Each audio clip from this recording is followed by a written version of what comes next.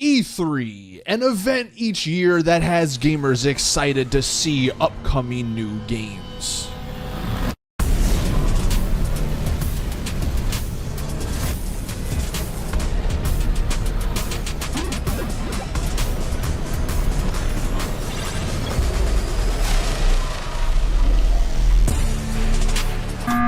And this is what we get from Take-Two. We've got time for more. What else do we have?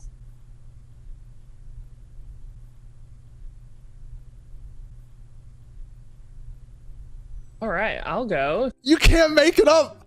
This is a $1 billion company. A billion with a B. Look at this. 3 weeks ago, they posted a record $3.37 billion. And ignoring all the other aspects, which we'll get to in a second, they can't even get a proper panel going.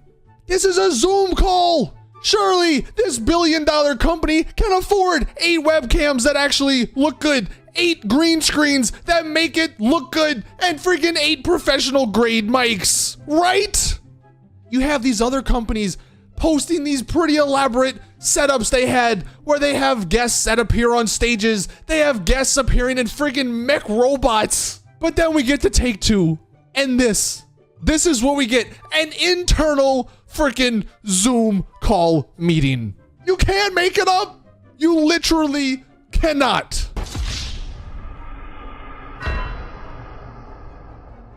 And yeah, this is an emergency meeting for a new Rockstar logic. We've been waiting. It's been bubbling up. It's been boiling.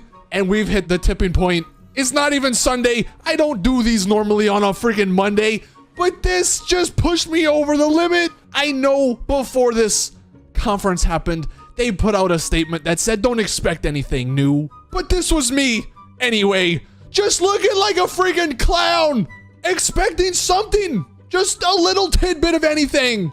But no, they didn't say anything. All this entire hour-long conference was a discussion on inclusivity in gaming. And look, don't get me wrong, I'm all about it. Alright, I don't care. We're all gamers at the end of the day. Why can't people just think that way? Who cares what you look like? Who cares what you identify as? Dude, we're just gaming. Just have fun. Who cares what other people are doing? Let them live their lives.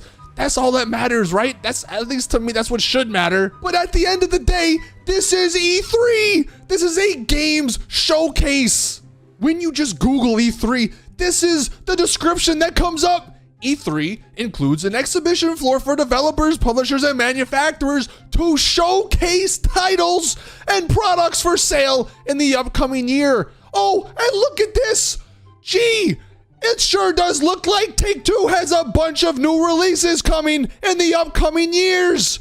93 new games they have projected to come out in the next 5 years, and that's from a year ago. So some of those are probably getting ready to come out. Hell, we have the biggest one, the expanded and enhanced edition of GTA 5, coming out in literal months.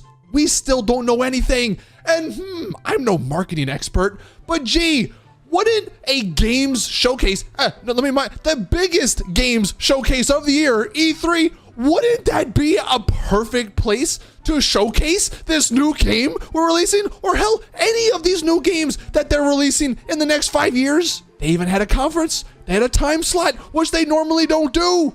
But no, they decided, let's not talk about games at a games conference. The gamers that watch surely will love that.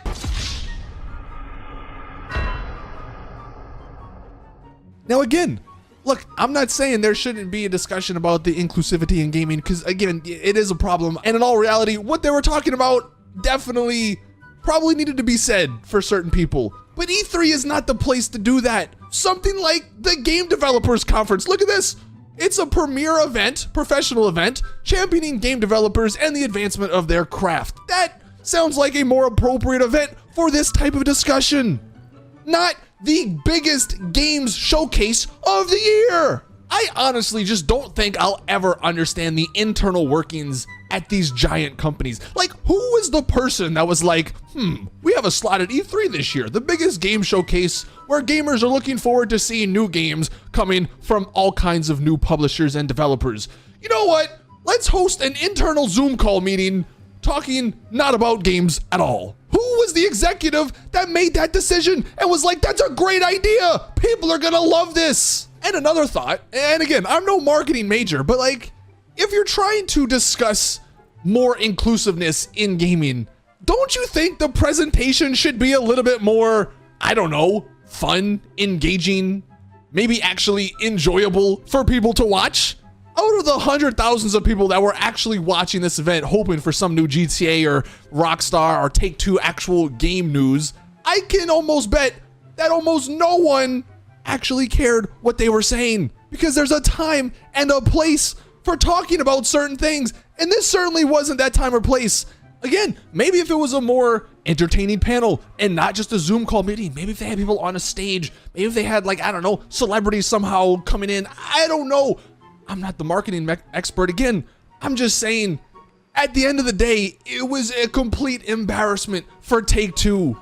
And out of all of the Rockstar logics and Take-Two logics I've covered over the last couple of years, this might be the biggest one of them all. Who thought this was a good idea? That's all I want to know.